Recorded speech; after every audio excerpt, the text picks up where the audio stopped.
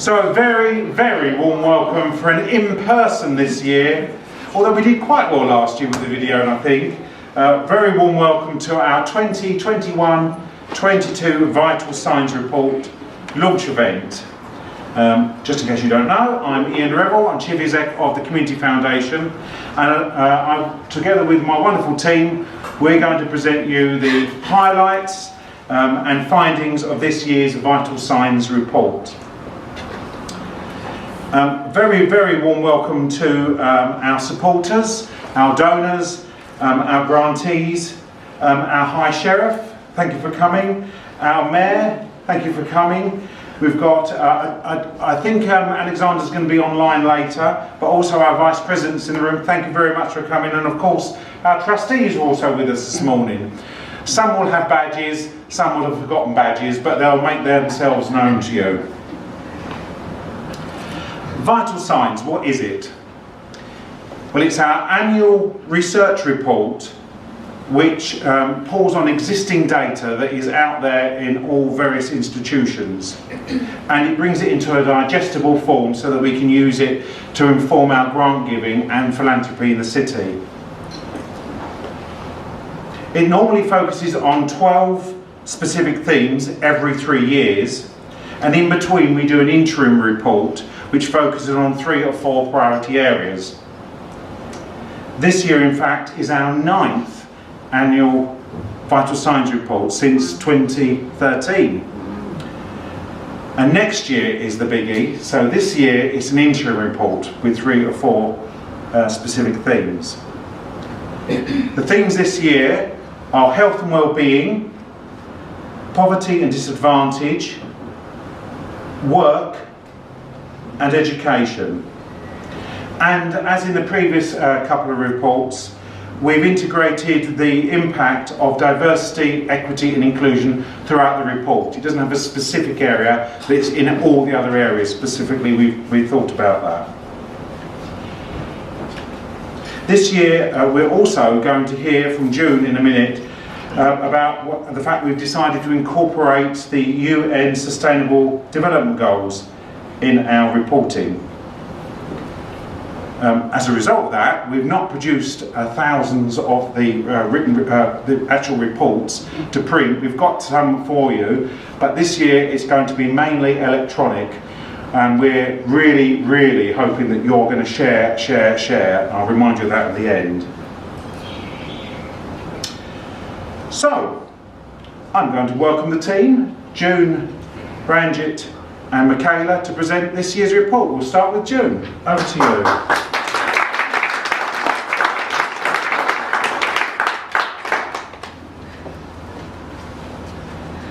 Thank you, Ian. And good morning. Good morning. So, the Sustainable Development Goals, otherwise known as the Global Goals, are a worldwide call to action to end poverty, protect the planet, and ensure that all people enjoy peace and prosperity. These 17 goals, building on the Millennium Development Goals, call on all countries, developed and developing, to work together in a global partnership.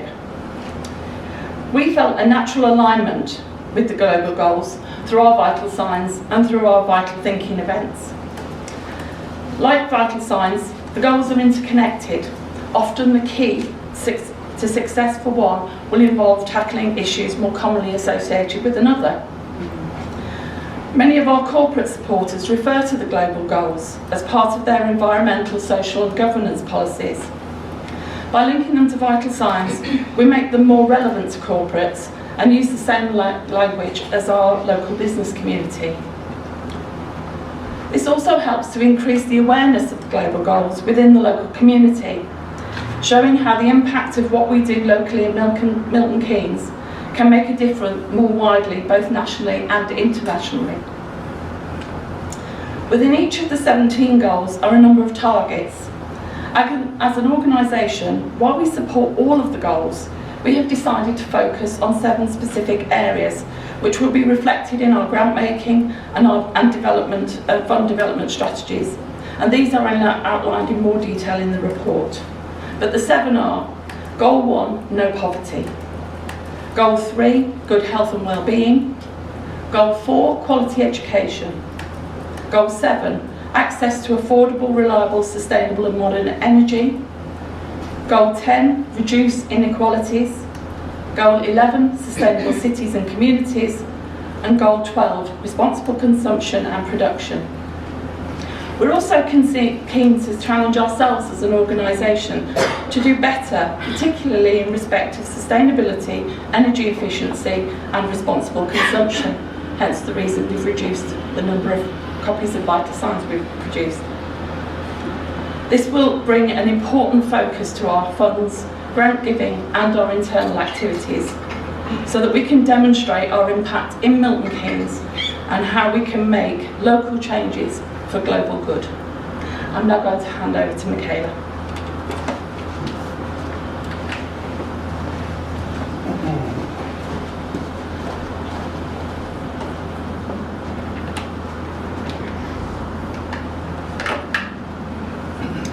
Mental health continues to be hugely impacted as a result of the pandemic, with Mindwheel NK reporting that there were over 2,559 instances of support requests last year.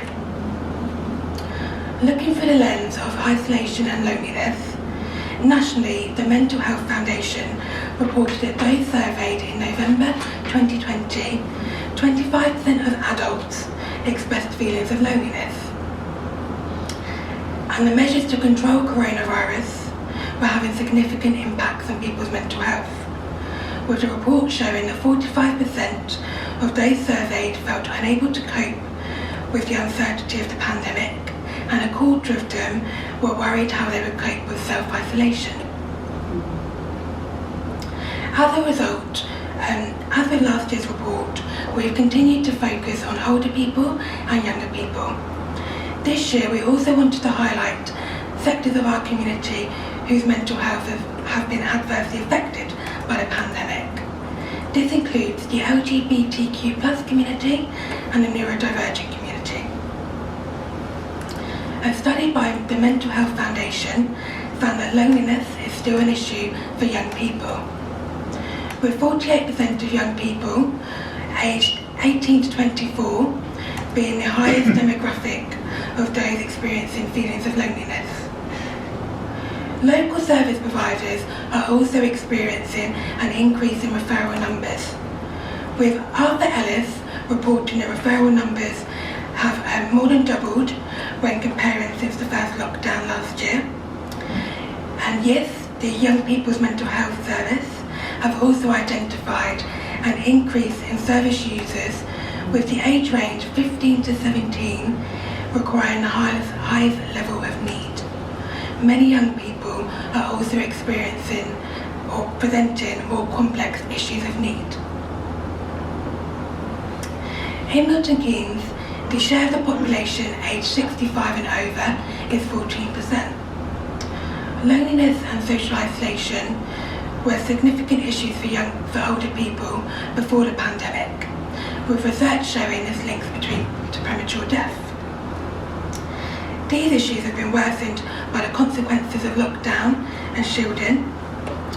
According to Age UK, more than 2 million people in England are aged 75 and over and live alone, and more than 1 million people say they go for over a month without speaking to either a friend, neighbour or relative. Couple this with the lockdowns and shielding requirements, our local service, Age UK Milton Keynes, has seen a rise of 104% in their telephone befriender service. This is a service which was set up at the beginning of the pandemic to combat the effects of isolation and loneliness.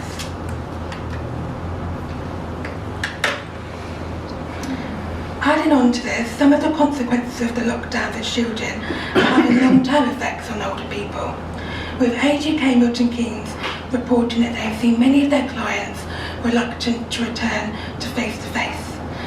They don't want to go into public spaces, supermarkets or public areas. The suspension of social activities during the lockdowns have left many older people feeling isolated and lonely.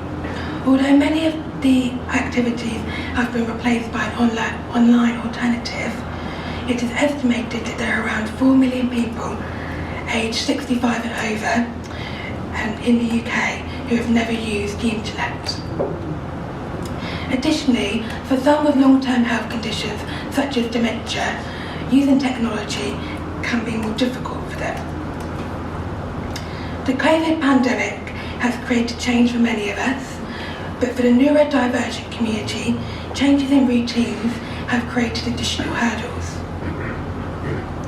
Neurodiversity is an umbrella term used to describe alternative thinking styles. This can include dyslexia, dyspraxia, autism and ADHD, to name a few.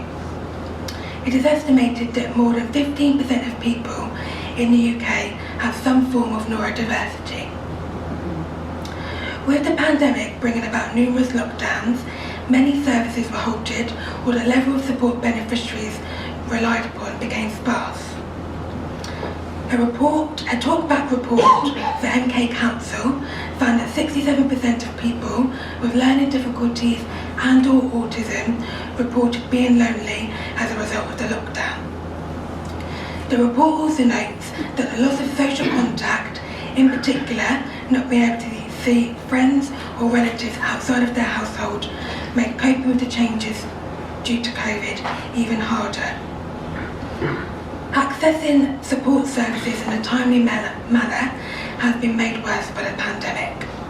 The National Autism Society details that the impact on mental health and loneliness has been felt more strongly by those with additional support needs.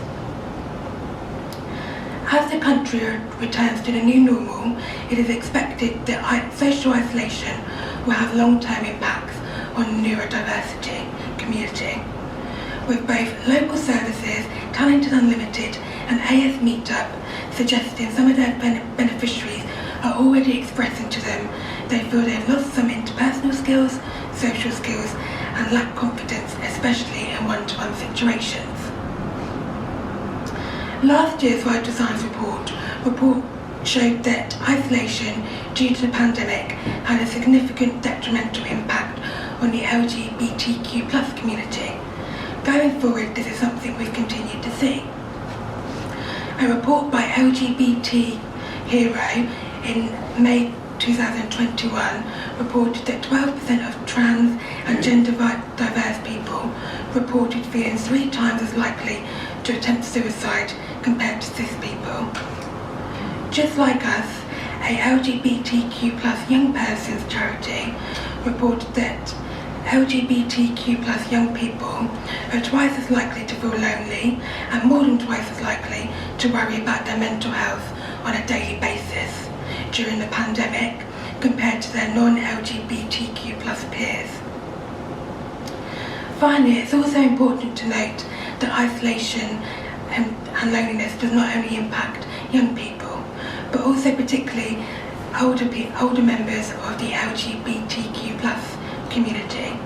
Research shows that older members of the community are especially vulnerable to isolation, as they are more likely to be single, live alone, and have lower contact with relatives.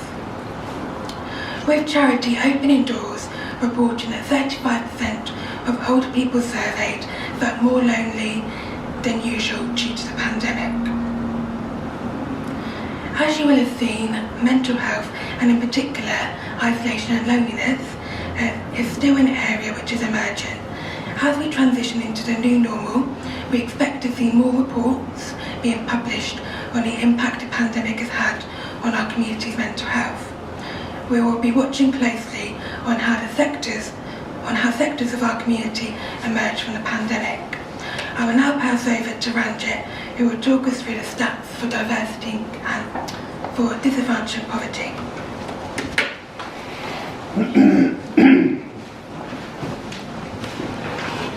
Thank you, Michaela. Good morning, everyone. So I'm going to talk to you a little bit about disadvantage and poverty. So poverty can be defined in many ways. The most used measure in the UK is relative poverty. which considers people living in poverty when they live in households with income below 60% of the median of that year. A key principle of the new measure is that poverty should be related to the extent to which people have the resources to engage adequately in a life regarded as the norm in society. Other definitions consider that income alone does not determine whether someone is in poverty or not. Material deprivation considers whether individuals have access to essential items and key services. Despite the COVID-19 pandemic and far-reaching restrictions on public life in 2020 and the first half of 2021, Milton Keynes performed relatively well in terms of deprivation and poverty. Child poverty rates dropped slightly, while employment rates increased. At the same time, Milton Keynes is a city of large disparities, with child poverty rates almost 3 times higher in its most deprived areas compared to most affluent parts of the town.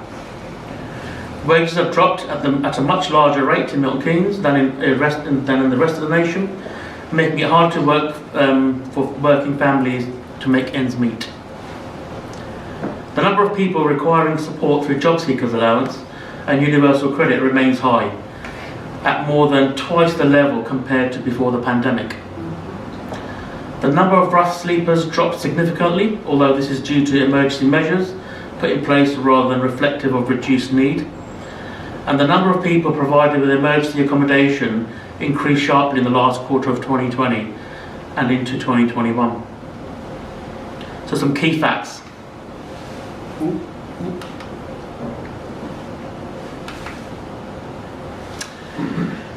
An estimated 10,726 or 17% of children were living in poverty in 2020, although some areas of Milton Keynes showed child poverty rates as high as 31%. The proportion of children eligible for free school meals increased from 15% to 18.4%. And in 2019, the index of multiple deprivation indicates that 28 of the 132 local areas listed for Milton Keynes belong to the 20% deprived areas in England. 2 areas belong to the 2% most deprived in England.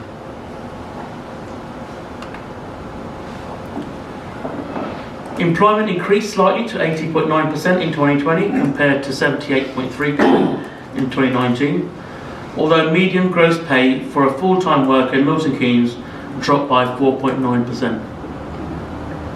The number of claimants of job seekers allowance and universal credit remained reduced slightly in the last year, from 9,560 in June 2020 to 9,310 in June 2021. This is still double the number of claimants compared to pre-pandemic levels. The number of rough sleepers counted on a single night decreased from 35 in 2019 to 18 in 2020, and the number of people in emergency accommodation rose from 31 in September 2020 to 69 in January 2021.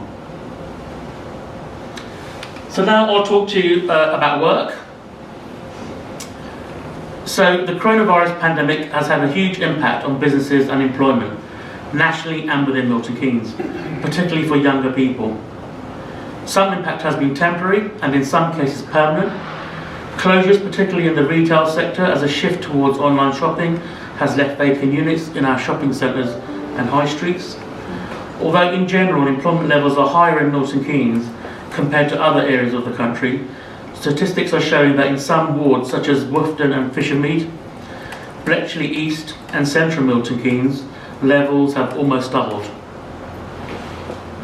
Milton Keynes has a lower unemployment rate than some of its neighbouring areas such as Northampton, Bedford and Luton, but higher than Central Bedfordshire, North Northamptonshire and West Northamptonshire. In Milton Keynes, accommodation, hospitality, arts, entertainment and recreation saw the largest percentage of employees on furlough, at an average of 28% in April 2021. Wholesale, retail, accommodation and food services saw the largest number of employees furloughed, a total of 3,020 in April 2021. Young people have been mostly impacted by high rates of unemployment. The impact has been driven by the sector's young people who predominantly work in hospitality, retail and leisure. The end of the £20 per week universal uplift will take effect this week, in fact tomorrow, seeing more than £1,000 a year loss of income into a household. A survey conducted by YouGov on behalf of the Trussell Trust shows that the uplift provided vital breathing space to hard-pressed budgets, with 7 in 10 people on universal credit since early 2020 saying the increase has made it easier to afford essentials. The most common experience people shared with us was that the uplift allowed them to reliably afford basics without, for example, have to go without food or ration the amount of time the heating was on. Having to go without essentials has been a common experience for people before the uplift. Lack of childcare provision, be it from older family members or local nurseries and school, has had impact on access to employment, having a particular impact on women and younger members of the community. We foresee the government's ending of the furlough scheme on the 30th of September will have a detrimental impact on employees and employers alike. We have already seen the effects on lower paid workers being most likely to be furloughed and lose pay as a result. Finally, on a positive note, Milton Keynes has seen economic growth during the pandemic and will be one of the top 3 cities for economic growth during the Q4 of 2021, with IT companies faring well during this time. Thanks for listening to my section, and I'll pass you over to June, who'll talk about education.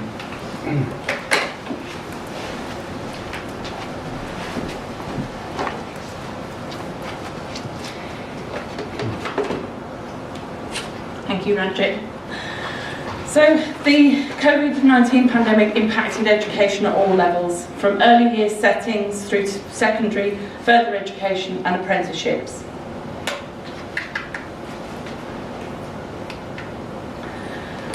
In 2020, those starting apprenticeships in the UK fell by 46% compared to 2019, with the worst affected sectors being health and social care, business management and hospitality.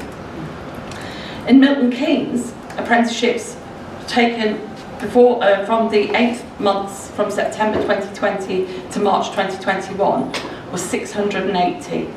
For the same period in 2019 to 2020, the number was higher at 1,480. So on a pro rata basis, the 2020 fall in apprenticeships for Milton Keynes was 55% lower. In Milton Keynes, 15% of apprenticeships were taken up by students from the BAME community, compared to 7.6 in Northampton and 9.2 in England overall. And although apprenticeship opportunities took a large fall during 2020, as the economy effectively closed for many industries and existing staff were furloughed, there are good signs that the numbers are starting to pick up. Employees with government support are seeing apprenticeships as a key part of their COVID-19 recovery plans.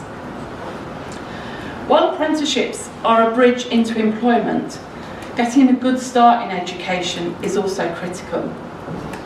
And as Ranjit mentioned, nurseries particularly saw a decrease in attendance during the first part of this year, some because of closures, putting pressures on parents working from home, others because parents were reluctant to return to open nurseries if the result was them being unable to work due to having to self-isolate as a result of a COVID outbreak. According to an interim report, by the end of the spring term, primary age pupils had experienced a learning loss in reading equivalent to over 2 months, while in mathematics the loss was greater than 3 months. Between March 2020 and the end of the summer term, early years settings, schools and colleges were asked to limit attendance to reduce transmission of coronavirus. Schools across England reopened to all year groups from September 2020, with students sent home in bubbles to self-isolate when corona cases were detected. The Department for Education showed that Milton Keynes pupils from state-funded primary, secondary and special schools missed more than 200,000 days of face-to-face teaching in the 2020 autumn term as a result of having to either self-isolate or shield due to COVID. From the beginning of the autumn term, schools were asked to welcome back all pupils to school full-time. From the 5th of January, schools were asked to provide on-site education for vulnerable children and children of critical workers only, and this remained in place till the 5th of March. So although attendance at all levels of schooling has bounced back, the impact of these absences, self-isolation, inadequate homeschooling and access to IT, friends and mentors will have an ongoing impact on educational progress. Schools, teachers, parents and pupils will all require some measure of additional support across 2021-2022 school year. An Education Endowment Foundation report showed a consistent lack of academic progress across age groups compared to previous years, and in particular a marked gap in the attainment for pupils from disadvantaged backgrounds. I'm now going to hand over to Ian, who will talk about our Next Generation Fund.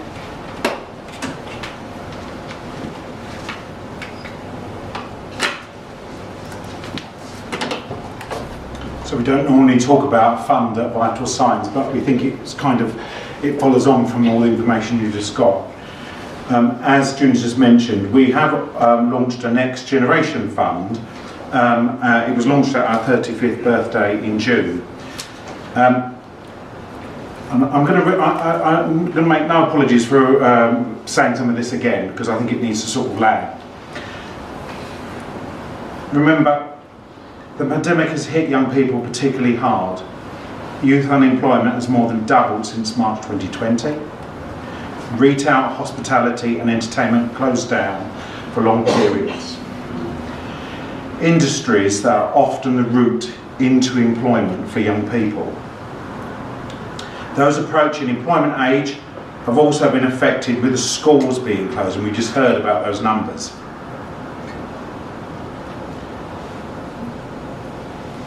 COVID has had a considerable negative impact on young people, with many fears that the COVID generation could, throughout the period of their working life, have long periods of unemployment. So in response, we've created the Next Generation Fund, and this aims to support young people back into work and into education. The aspiration is to close the gap created by the pandemic. So the criteria will be projects that support young people who have been disadvantaged due to COVID back into meaningful education, training or employment. Okay, so there you go, that's the report. We're going to give you a printed version, some of the limited printed version as you leave. So I need to wrap up now. I'd like to end by, sort of follow on from the Kashida, some thank yous. Thank you firstly to our wonderful team that produced this year's report, to my colleagues, not just the ones that sit in here, also the team in the office that have done a lot of work behind the scenes. And to, of course, our fabulous volunteer researchers, Amanda Saville, Andy Evans, Elizabeth Rathbone, Henry Woodcock, Jessica Dell and Katie Rowland. Thank you very much, our editorial team. For the editorial panels from Arthur Ellis, Mind BLMK, Red Cross MK, St Mark's Mills and YIS, the Young People's Mental Health Service. And to our very own trustee, Jason Sinclair, who did a bit of work trying to pull that wonderful bits of research into one voice. Thank you also for the video and production team, Rebecca Fewins and Hayley Bruin, our Marcoms team that are now turning bright red at the back of the room. Thank you very much for all your amazing work and effort. Blue Cube Creative, who have done the design work. And our very own Robert Rakeen, our Vice President, who did the proofreading. Thank you very, very much. Where's Robert? Thank you. Also, Matt Worthing, who's doing the Storm video, who's got the high pressure job of getting this video out by midday. Of course, also, I'd like to thank our trustees and honorary structure for all you do in the background in supporting the team to deliver vital signs, and of course our response to those findings. So what's next? The virtual report is now available on our website. Oh, I've got the comms team now arguing with each other at the back of the room. It will be available on the website very shortly, in about 30 minutes. We will give you a copy as you go out. But the thing to do is not, these are not to get dusty. The impact of the report is to share. We need you to share everywhere. We will be doing quite a lot of social media over the next few weeks, so please retweet or copy on it, all the social channels when they're working. We need you to discuss it with your friends, with your families and with your colleagues. Otherwise it's not worth anything. It's only the value of vital signs is when it is shared and spoken about and reacted to. We also, of course, invite you to join us on the Vital Thinking events that will be running throughout the year. And we, of course, ask you to warmly welcome you to join us as friends or as companies in delivering real change in Milton Keynes. This is a short report. There is also a very detailed, long report behind all this production, and that will be available on the website also this afternoon. That has all the data sources, so you can go a little bit deeper if you wish. The unedited video, so if you want to watch this all again, will be available for midday, and then over the next few weeks it will gradually be tidied up and split up so that you can share it more widely. But if you want to share it with any colleagues or family and friends, that will be available on our website again by lunchtime. So, thank you very much for coming and supporting us, Fund Fairness, in all our communities across Milton Keynes. Thank you.